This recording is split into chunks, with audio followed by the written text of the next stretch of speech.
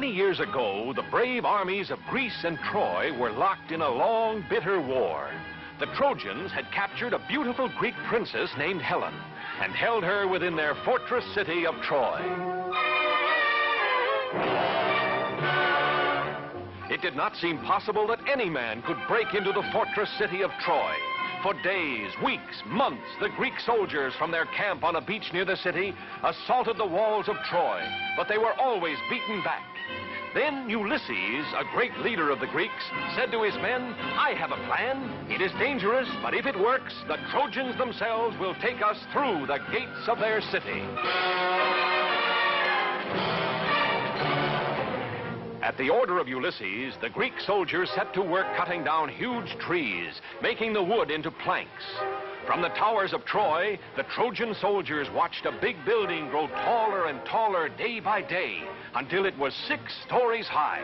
And when the Greeks pulled away all the work ladders and scaffolds, there stood a huge wooden horse, 80 feet tall.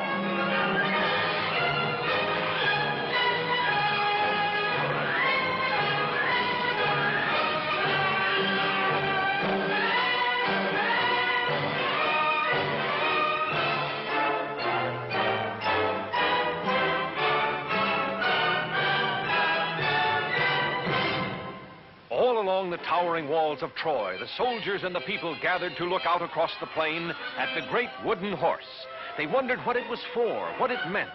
The Trojans did not know that Ulysses and 5 Greek soldiers lay hidden in a dark, secret passage inside the wooden horse.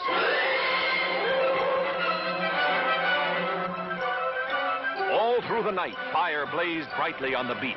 The Greeks were burning their tents just as if they were giving up their camp and sailing back home. When morning came, not a Greek ship or soldier remained.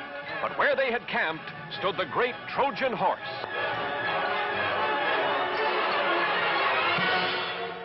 The Trojan people poured out of the city to the beach so they could look more closely at the victory over the Greeks.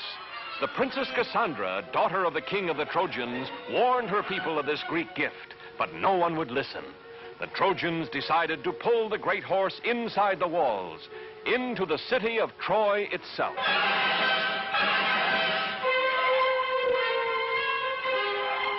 The Trojans tied thick ropes around the legs of the huge wooden horse. Hundreds of men took a hand at the ropes. Others lined up behind the horse.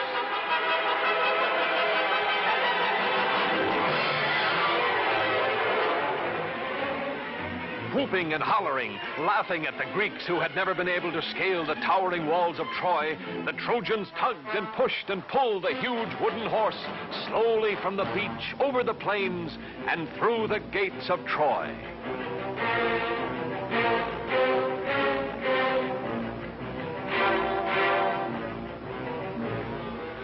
In the dark, secret passage of the wooden horse, Ulysses and the 5 soldiers lay quietly waiting. They could feel the horse being moved. What the Trojans had decided to do, neither Ulysses nor his soldiers knew. Suddenly, after a whole day and half a night, the Trojan horse moved no more. An hour passed.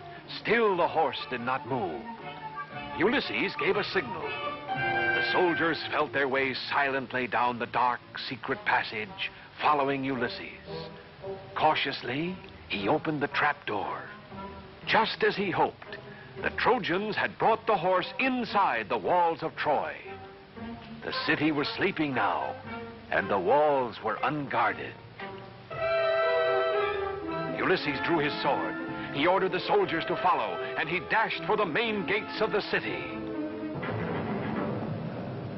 The Greek soldiers quickly tied the sleeping Trojan guards, while Ulysses scampered up the sentry tower. Holding a torch high above his head, he signaled to the Greek army, which had turned around and sailed back to the beach during the night.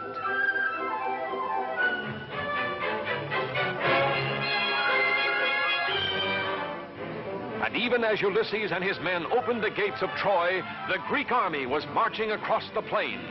Caught completely by surprise, the Trojans were easily defeated by the Greek soldiers, who found their beautiful princess and took her back safely to Greece.